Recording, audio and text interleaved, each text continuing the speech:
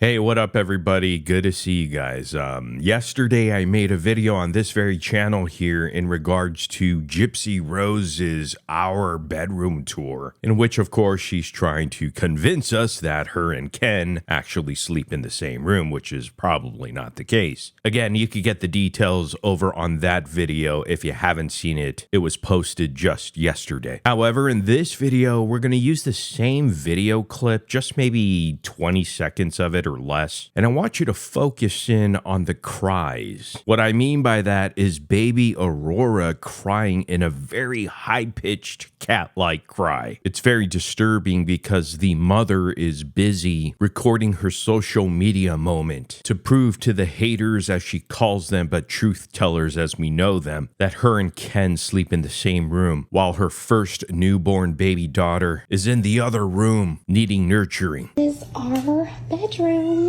And then of course we have a sliding glass door that goes out to the patio and our dream catcher. Parker sleeps there, so he sleeps in the room. I don't like Parker sleeping on the bed because he is a long-haired German Shepherd Husky mix. So anyway, he has his own bed.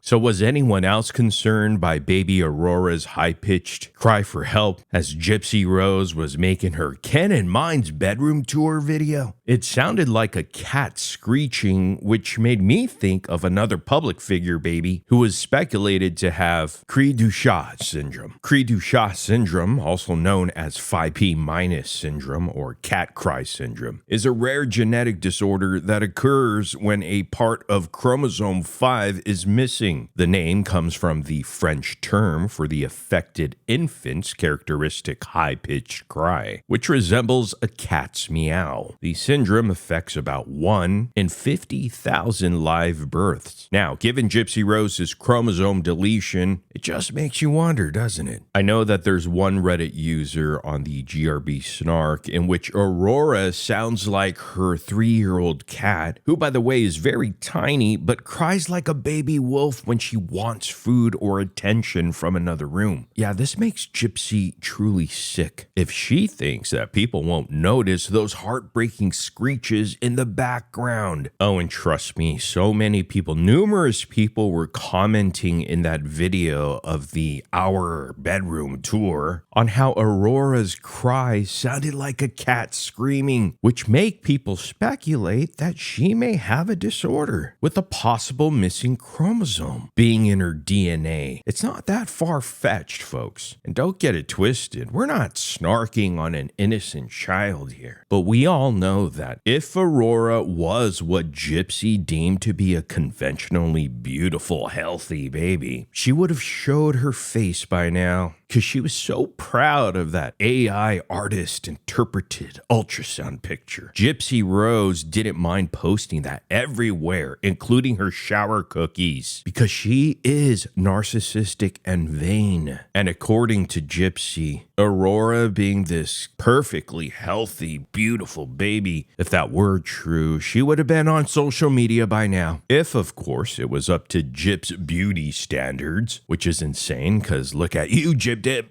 There's most certainly a embarrassment factor here. And have you noticed nobody in the family ever says really much about the baby either? Like, oh, how cute, she's so adorable, the greatest baby of all time. Those are the usual comments you would get from an aunt or a grandmother. What is it, 6 or 7 months now? And nothing. Think about it. Oh, and another clue is Gypsy immediately saying that Aurora has her eyes, and Gypsy has hideous demon lazy eyes. So no wonder she isn't showing Aurora's face. If Aurora looked like a feminized Ken, just like the AI photos Gypsy had no problem posting to social media all over the place and placing on her baby shower cookies in a very creepy way, you know she would have Aurora's face posted every day, everywhere. Which kind of makes everybody sad, right? Gypsy Rose hiding her baby out of shame while coming up with another fake story pretending it's the fault of society and cyberbullies. I'm telling you, she's going to psychologically damage that poor child. And it's heartbreaking. Something Gypsy claimed Dee Dee once did to her, which there's no proof for. In fact, there's more proof that Gypsy lied about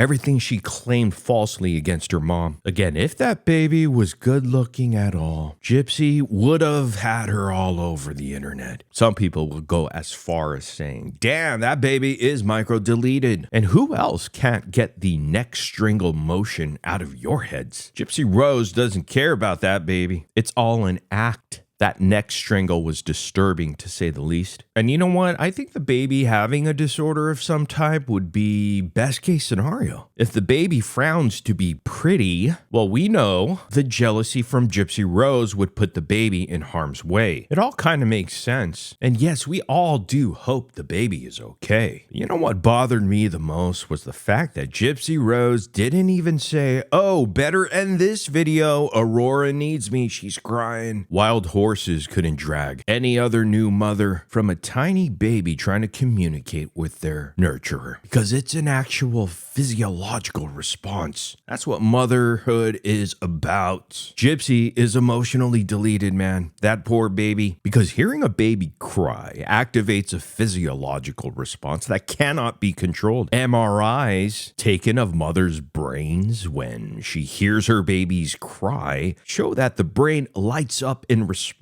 within a second. Where the hell was that with Gypsy Rose? Nowhere to be found. Those areas that light up are associated with empathy, compassion, and notably alarm. All things Gypsy lacks. Gypsy Rose's empathy doesn't turn on. Actually, the cries of the baby turn it off like the clapper. She didn't even pause for a second. It was second nature to keep on going, filming for her first love, which is social media and attention.